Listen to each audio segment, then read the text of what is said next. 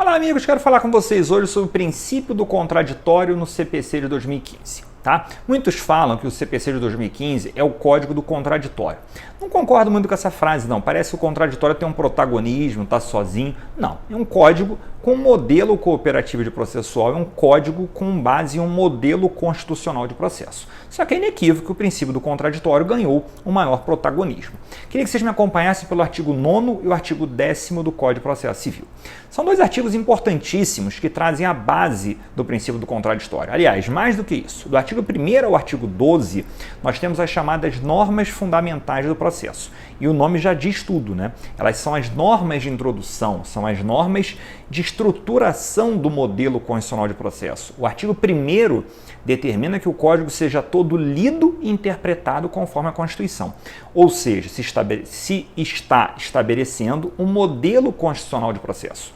E aí o legislador deu a leitura do que ele acha adequado, atendendo aos anseios da doutrina do que vem a ser o princípio do contraditório.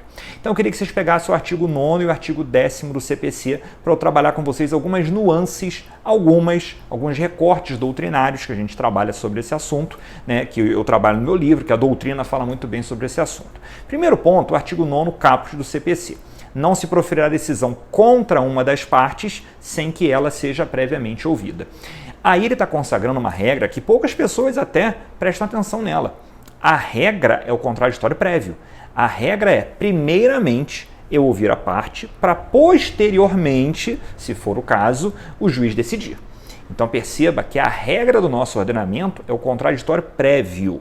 Previamente tem que se intimar as partes para que posteriormente venha-se ter uma decisão. Observe a redação do artigo 9º caput. Essa parte inicial é importantíssima, vai ter um outro desdobramento daqui a pouco.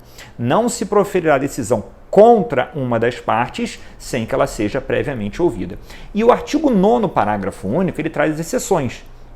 Aí você tem o chamado, então a primeira regra do contraditório prévio, a segunda é o contraditório diferido, contraditório postergado. Alguns gostam de chamar com um nome bem feio, contraditório posticipado, para um segundo momento.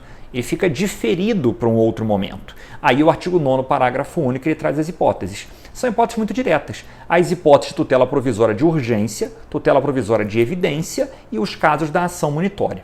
Quem sabe um dia eu gravo um vídeo só sobre a ação munitória com vocês. Mas basicamente a ação munitória é um procedimento pautado em uma prova documental que para mim tem uma natureza muito próxima de uma tutela de evidência, ou a tutela de evidência se aproxima muito da tutela munitória, né, que são pontos muito comuns, é uma monitorização, uma aceleração do procedimento, e o legislador percebeu que nesse caso seria interessante deixar o contraditório para um segundo momento. Então, recapitulando, qual é a primeira regra? A regra, contraditório prévio.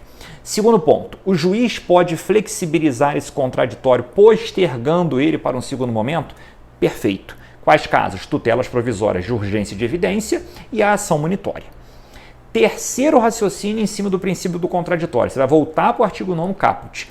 Alguns autores chamam de contraditório inútil.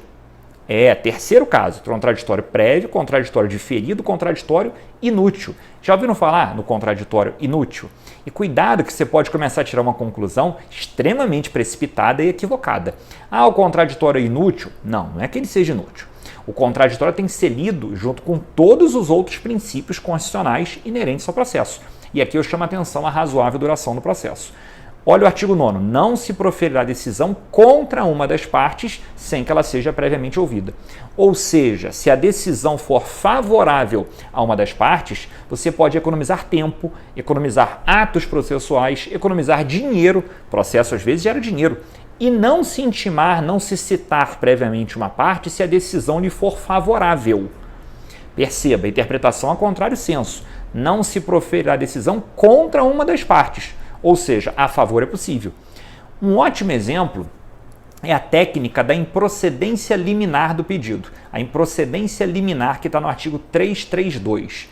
Olha o que o 332 ele fala. Se eu apresento uma petição inicial pautada em provas documentais e já há, por exemplo, jurisprudência vinculante, digamos assim, ou padrões decisórios, como eu prefiro chamar, que já determinam que é um caso de total improcedência, o juiz pode julgar liminarmente improcedente o pedido. Veja, ele não ouvirá o réu e é desnecessário o contraditório, porque a sentença que vai ser proferida é de uma improcedência total. Ele está julgando o pedido totalmente improcedente, decisão totalmente favorável ao réu. Para que ouvir o réu previamente se a decisão lhe é totalmente favorável? Completamente inútil. A lógica do contraditório inútil é você mesclar o princípio do contraditório e a razoável duração do processo. Dois princípios base essenciais ao processo civil. Lembre-se, razoável duração do processo é um processo sem dilações indevidas. Razoável duração do processo é um processo que eu não tenha dilações indevidas. Eu citar o réu para ele vir ao processo, comparecer a esse processo para apresentar uma contestação, contratar advogado, perder tempo, perder dinheiro por uma tese que já era manifestamente improcedente. Esse é o chamado contraditório inútil. Tem outros exemplos, mas depois em outro vídeo eu falo desse com vocês, fica para a próxima. Falei do contraditório prévio, falei do contraditório postergado, falei do contraditório inútil e quero falar sobre o contraditório sobre questões de ordem pública. O que vem a ser o contraditório sobre questões de ordem pública? Está no artigo 10, artigo importantíssimo. Esse artigo 10, ele veda que o judiciário profira decisões surpresa.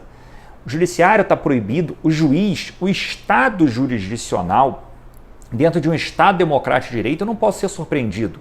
Lembrem bem, o processo é um mecanismo para a solução do litígio, é um mecanismo nosso, é um instrumento estatal, um aparato estatal para adequadamente solucionar o litígio. Afinal de contas, você não pode solucionar sozinho, você depende do mecanismo estatal para solucionar. Então, esse mecanismo do Estado ele não pode surpreender.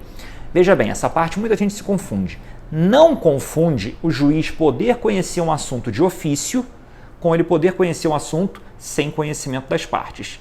Repito, conhecer um assunto de ofício é conhecer independentemente de provocação das partes, o que é diferente de conhecer sem ouvir as partes, senão você pode surpreendê-las. Veja, o exemplo da prescrição é um exemplo muito fácil. Eu estou ajuizando uma ação.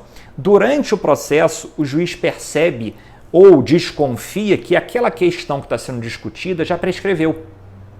Ele pode lançar mão e reconhecer a prescrição de ofício, ou seja, sem ninguém provocar? Pode. Claro que pode. A prescrição, como todo mundo gosta de falar, é uma matéria de ordem pública. O juiz pode reconhecê-la de ofício. Agora, é diferente dele decidir sem antes colher os argumentos das partes, senão ele surpreende as partes. Imagina, ele tem que dar um despacho mais ou menos assim, uma decisão. Digam as partes sobre a prescrição prevista no artigo tal. Vem o autor, traz os argumentos dele, vem o réu, traz o argumento dele.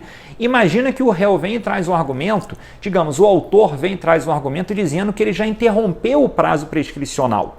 Veja, o juiz poderia ter reconhecido a prescrição sem antes ouvir o autor e estaria dando uma decisão equivocada, porque a prescrição estava interrompida. Isso é o contraditório.